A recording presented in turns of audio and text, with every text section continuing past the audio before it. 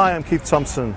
I'm here with Glenn Hughes, the voice of rock, the Funkmeister, as he blazes a trail across Eastern Europe before he hits Liverpool on Saturday, June the 7th. That's the first time he's actually played in Liverpool since Deep Purple split up in 1976 under the influence of sex, drugs and musical differences. Well, my pass for the Funk Tour says access all areas. Let's put that to the test.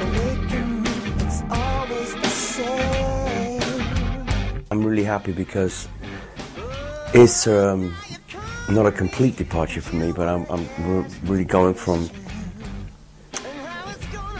what was once classic rock into a homeland territory for me, which is the birth of my music, which is funk rock.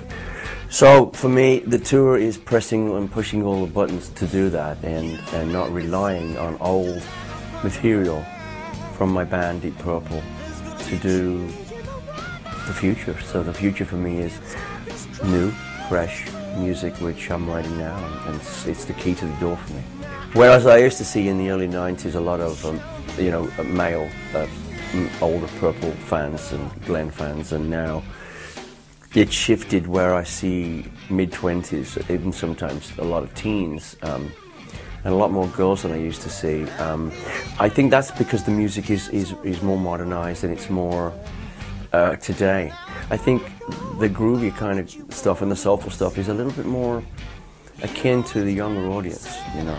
Roger Glover said to me a few years ago, he said, you know, in Burn and Stormbringer, you can't hear the bass, and listening back to it, I'm kind of bass deaf anyway, you can't really hear it as much as you can on funk. So I wanted this to be a bass. My band actually live is very bass driven, as Yes is bass driven, as the Who was bass driven, and you know, so this you know is very, very important. The bass guitar is very important. This album is very much a bass record, you know. I come from the 60s, James Jamerson, Carol Kay, the Detroit bass players, to Paul McCartney, to the wonderful Andy Fraser from Free. Those are the ingredients that I used to listen to. My audience primarily wants to hear these songs, the new songs, in the live format, because of the intense groove of Crave and First Underground and Love Communion, We Shall Be Free, Never Say Never, Oil and Water. Those songs are key to the new sound and the new set list. You make me say, just like a common bird, there's gonna be a change in the weather inside this crazy now I know I'm free.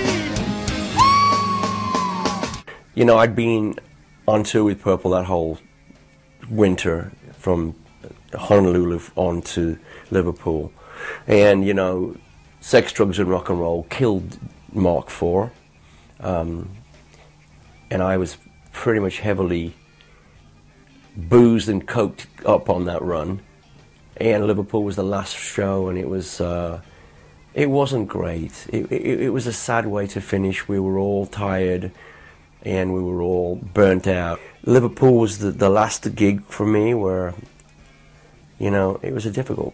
It was a sad moment.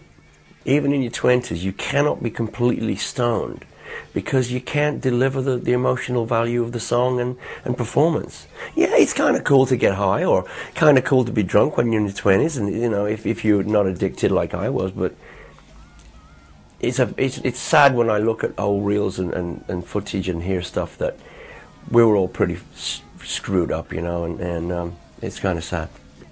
I love this city simply because without...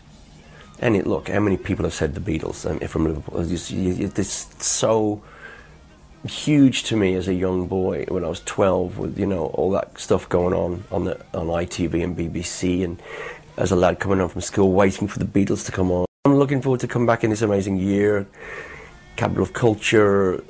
You know, it's a city that is being majestically rebuilt with a fine architecture, keeping in touch of the old and the new, and they're such a proud people, Liverpudlians, and I got a lot of friends that are Liverpudlians, and you know, I love it up there.